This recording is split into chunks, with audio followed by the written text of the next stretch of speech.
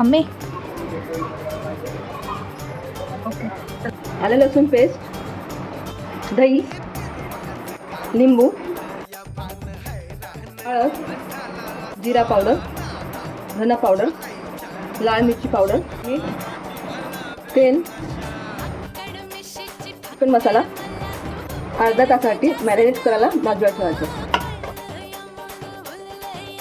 लवंग, दालचिनी, वेलची, सुक्या लाल मिरच्या,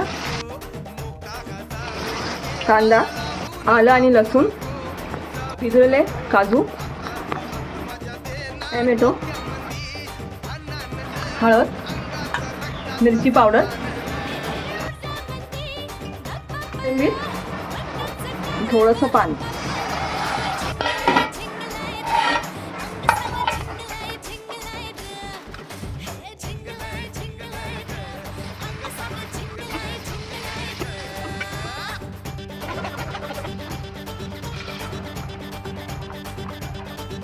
गरम मसाला पावडर, जिरा पावडर, लाल मिरची पावडर,